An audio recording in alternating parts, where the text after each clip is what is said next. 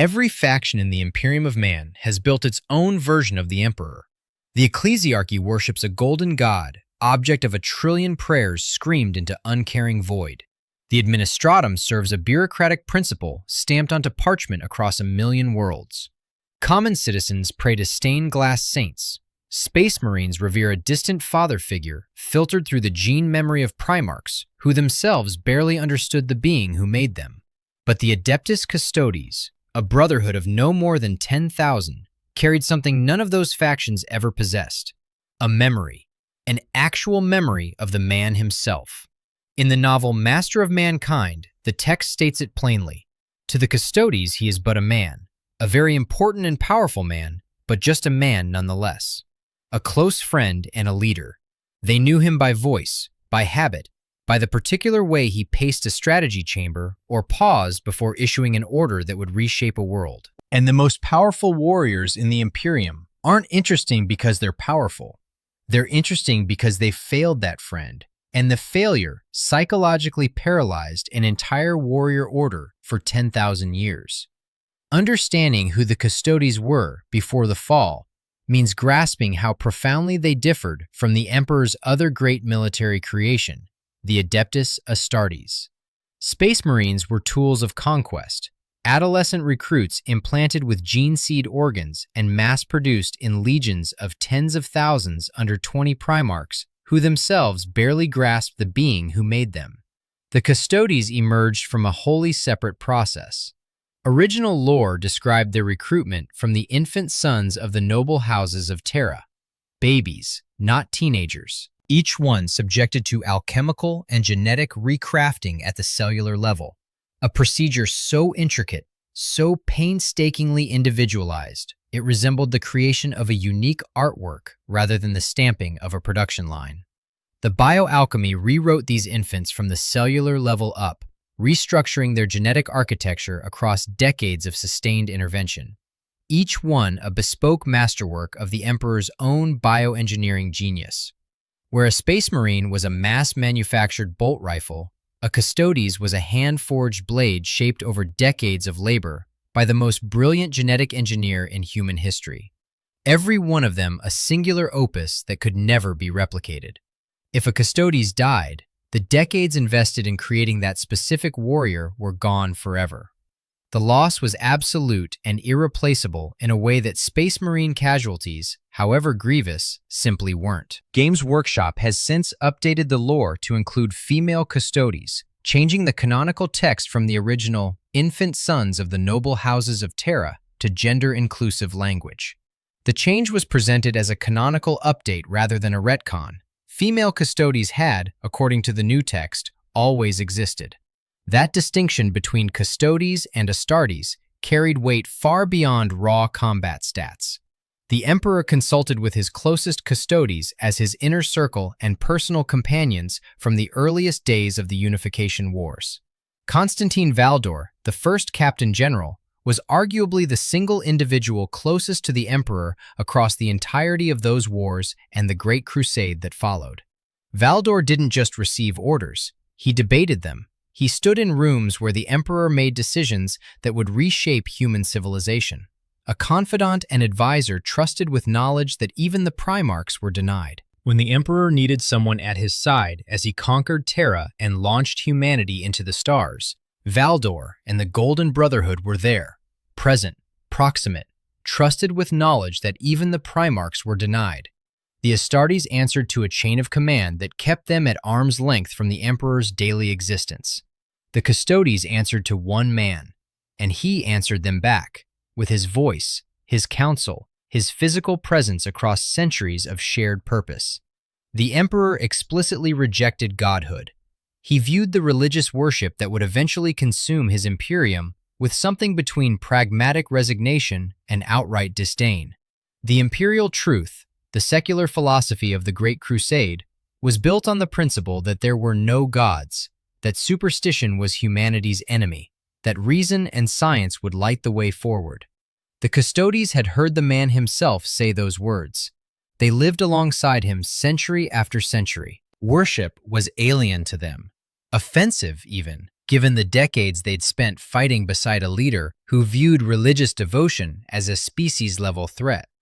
Every other faction in the 41st millennium constructed a mythology around the emperor because they never met him.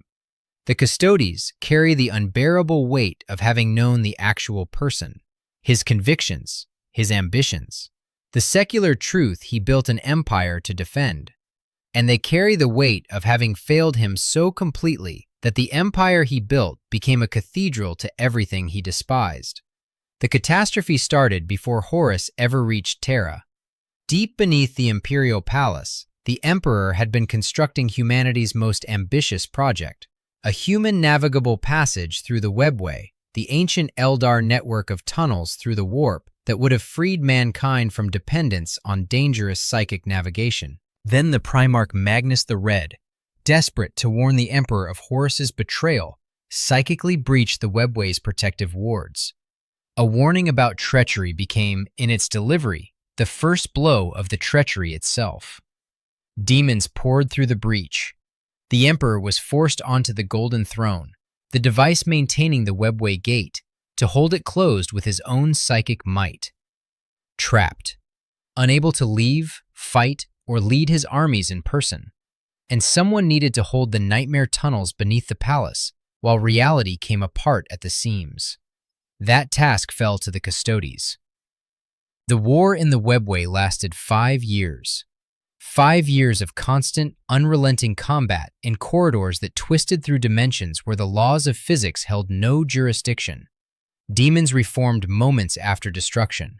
Reality buckled under the pressure of 4 malevolent gods pushing through the breach, and through it all, golden-armored warriors advanced into what had been intended as humanity's greatest engineering triumph and had become its most claustrophobic slaughterhouse. 8,000 to 8,200 of the original 10,000 Custodes were killed. 80%. Each dead Custodes represented decades of painstaking creation, a unique genetic opus annihilated in a secret war that most of the Imperium didn't even know was happening. The broader galaxy was tearing itself apart in the Horus heresy. Legions turned on legions, worlds burned by the thousand. Beneath the palace, in silence, the Golden Brotherhood was being fed into a grinder without audience, without glory, without so much as a historical footnote in the records of an Imperium too busy burning to notice the bonfire underneath its own throne room. The war in the webway doesn't appear in the records of the Imperium. Thousands of the Emperor's handcrafted companions died in tunnels that would later be sealed and forgotten, and the species they died protecting never learned their names. By the time the Siege of Terra began, by the time Horus's traitor legions arrived in orbit and commenced their assault on the Imperial Palace, the Custodes were already a shattered remnant. 10,000 had become fewer than 2,000. The greatest bodyguard force in human history had been bled white defending a project that had already failed, in tunnels that would soon be sealed and forgotten. The siege was only beginning. The force designed to survive it had already lost most of its strength. Then came the vengeful spirit. As the siege reached its terminal phase, Horus lowered the shields of his flagship, in what was either a deliberate taunt or a calculated trap designed to force the Emperor's hand. The Emperor took the bait, or made the choice. He assembled a strike force for the boarding action. Constantine Valdor, the Captain General himself, and roughly 170 Custodes. This was the mission the Custodes had existed for since the Emperor first crafted them on ancient Terra. Protect the Emperor. Stand between him and death. 10,000 warriors created across centuries for this exact purpose, and barely 170 remained to carry it out. The teleportation scattered them across the massive warship like seeds thrown into a hurricane. Valdor's contingent of roughly 100 Custodes were immediately attacked and killed by traitor forces and demons upon materialization. Warriors who had trained for decades, who carried guardian spears and wore Auramite armor capable of shrugging off weapons that would liquefy ceramite, cut down in the belly of a ship saturated with the power of 4 dark gods.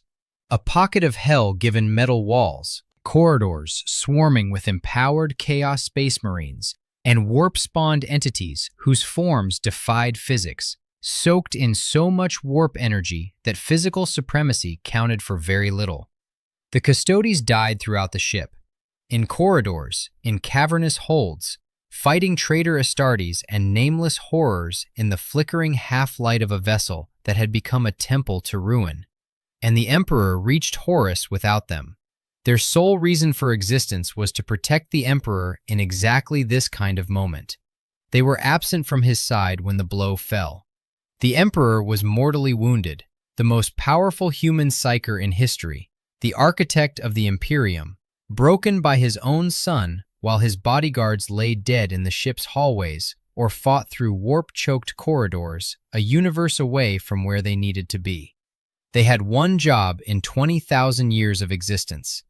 They didn't show up. Buried deeper in the lore sits a detail that strikes at the very heart of what the Custodes were supposed to be. The Emperor's personal contingent of 70 Heteron Guard, the inner circle of the inner circle, the most elite Custodes in existence, the warriors who stood closest to the Emperor at all times, were corrupted by chaos and forced to attack the Emperor himself. He had to kill most of his own guard with his own hands. Warriors he had personally crafted, warriors who had known him and served him since the Unification Wars, turned against him by the very forces they existed to defend him from. The bodyguard became the assassin. The incorruptible were corrupted. The Emperor put them down and continued forward with 70 fewer friends and one more wound no medical scan would ever register. Beneath all of it lay a structural flaw the Custodes could never compensate for alone. They possess no psychic blank capability and require the Sisters of Silence's null auras for full anti-psychic effectiveness. During the burning of Prospero, Thousand Sons psychers killed 7 Custodes on jet bikes through raw psychic force. Warriors who should have been untouchable in their speed and armored maneuverability, dying because their enemies fought on a plane where physical perfection meant nothing. A locksmith builds the most sophisticated lock in history, and the thief comes through the wall. Against the warp-saturated environment of the vengeful spirit, against demons empowered by 4 dark gods, against Horus at the apex of his chaos-fueled transcendence, that psychic vulnerability turned from a tactical gap into a death sentence. The partnership with the Sisters of Silence, the anti-psyker order projecting null fields that dampened warp energy, had been designed to address exactly this gap. Together, Custodes and Sisters formed a complementary whole. Null auras neutralized psychic threats, while Golden Warriors handled everything physical. The Horus heresy shattered that partnership, along with everything else. The Sisters were scattered, diminished, ultimately forgotten by an Imperium that forgot most things during the millennia of fire that followed. For 10,000 years afterward, Golden Warriors who could be killed by psychic power stood guard alone, without their psychic shield, in a galaxy where psychic threats grew more dangerous with every passing century as the warp churned toward the cataclysm of the Great Rift. The most meticulously engineered warriors in human history had been built to dominate every threat except the one that actually came for them. The Emperor was brought back to Terra broken. He was placed upon the Golden Throne, no longer a temporary measure to hold shut the webway breach, but a permanent life support system, keeping his shattered body alive through the consumption of 1,000 psyker souls per day. The man the Custodes had known was gone. The voice that debated with them, the personality that treated them as companions rather than weapons, the presence that had walked beside them across centuries, replaced by a corpse on a machine. A living death stretching across 10 millennia without end. After the Emperor was interred, the Custodes experienced a newfound rage and resentment towards all Space Marines and Primarchs. That detail transforms them from stoic guardians into something recognizable and deeply human. Grieving friends tearing through the wreckage, desperate for someone to blame. The Astartes had been Horus's weapon. The Primarchs had been the Emperor's flawed sons, half of whom betrayed him. The Custodes had always existed in quiet tension with the legions, viewing them as crude, mass-produced instruments compared to the Golden Brotherhood's handcrafted supremacy. Now they had centuries to marinate in the knowledge that they'd been right to distrust them. Right and powerless. The rage was the specific, corrosive fury of someone who saw the danger coming, screamed warning, and watched it happen anyway. Fury aimed outward because the alternative, aiming it inward, would have been psychologically annihilating. Then they did something that stands as the most damning act of omission in the entire Warhammer 40,000 setting. Following their failure to protect the Emperor, the Custodes underwent a complete institutional withdrawal, retreating into the Imperial Palace and removing themselves from galactic affairs for 10,000 years. The most powerful individual warriors in the Imperium, each one capable of slaughtering entire companies of lesser soldiers, each carrying equipment and training representing the pinnacle of human martial achievement, chose stasis. Deliberate, voluntary, indefinite stasis. The Imperium burned around them. Alien empires gnawed at one front, while chaos festered on another. Trillions of humans lived and died across 1,000,000 worlds, without the protection of warriors who could have tipped the balance of 100 wars, 1,000 wars, wars that decided the fate of entire sectors. The Custodes stood in the corridors of the Imperial Palace and guarded a corpse on a throne. The galaxy screamed. They didn't come. The 300 greatest among them, the companions, took up stations in the throne room itself, standing guard in the Emperor's direct presence. They rotated through centuries-long tours of duty as a sacred obligation to the broken Emperor, a single rotation lasting longer than the entire history of most human nations. Standing in the same room, staring at the same ruined body, breathing air thick with the psychic resonance of a dying god who never wanted to be called one. The blood games became something between tactical exercise and psychological compulsion, a tradition where Custodes attempted to infiltrate the Imperial Palace's own defenses, testing for weaknesses so those weaknesses could be sealed. The games never stopped. Centuries passed, the games continued. And the deeper truth underneath all of it was an entire brotherhood endlessly rehearsing for a battle already lost, perfecting defenses against a threat that had penetrated them 10 millennia ago. When the real breach was a cosmic betrayal no amount of palace security could have stopped. The blood games kept them busy, kept their skills honed, kept them from sitting in silence with nothing between them and the full weight of what they'd failed to prevent. The entire span of recorded human civilization, every empire, every war, every achievement scratched into clay or carved into stone, fits inside the time the Custodes spent standing still. No external force imprisoned them. No edict bound them to the palace. Guilt became a 10,000-year organizational policy, a paralysis so complete it calcified into doctrine, into identity, into a definition of purpose that conveniently never required them to leave the building where they'd last heard their friend's voice. Going out to fight would mean accepting the Emperor's fate as final. Staying meant they could pretend they were still protecting him. The pretense was easier to bear than the truth. Their flaw doesn't appear on a stat sheet. It doesn't show up in power-scaling breakdowns or tabletop matchups. Individually, yes. Custodes are invincible in most conventional combat scenarios, genetically perfect, equipped with guardian spears and auramite armor that represent the finest military technology the Imperium has ever produced. But the flaw that defines them operates on a psychological axis, not a martial one. They were designed for a single purpose, and they failed that purpose so completely that the failure became their identity for 100 centuries. A mediocre guard fails and the world shrugs. Guards fail, it happens. A perfect guard fails, and the failure defines everything, because perfection was supposed to mean it couldn't happen. Perfection was the promise broke.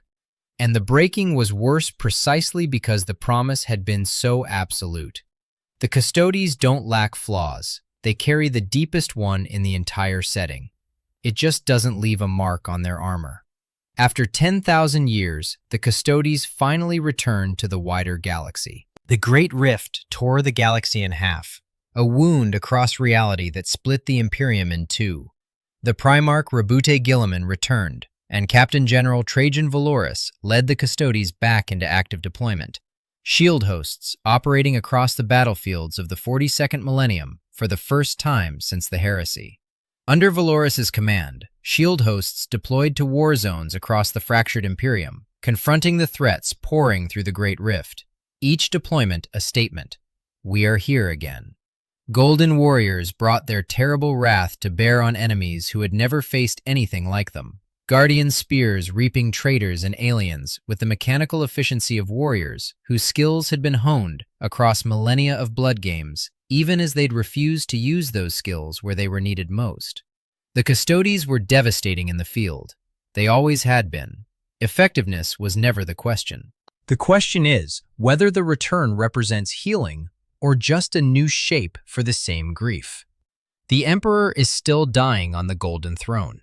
1,000 psychers are still fed into the machine every single day to keep his corpse technically alive. The man the Custodes knew, the voice, the secular convictions, the personality that debated with them and treated them as companions rather than weapons, hasn't spoken to them in 10,000 years. Their defining failure persists as an ongoing present reality, renewed every morning when the throne room's psychic scream continues unabated. Every day the Custodes exist is another day they haven't fixed what broke. Every deployment, every battle won, every enemy destroyed, none of it changes what's sitting on that throne. Everyone else in the Imperium sees them as invincible golden demigods. Walls of Oromite and fury, beyond doubt, beyond weakness, beyond the reach of anything mortal. Strip the mythology away, the way the Custodes themselves stripped it from the Emperor when he was still a person they could talk to. And what's underneath is simpler than any saga. Grief-stricken friends standing vigil over someone they couldn't save. The gold armor has never been a symbol of power. It's a monument to what they lost. And the vigil goes on. Subscribe for more stories like this.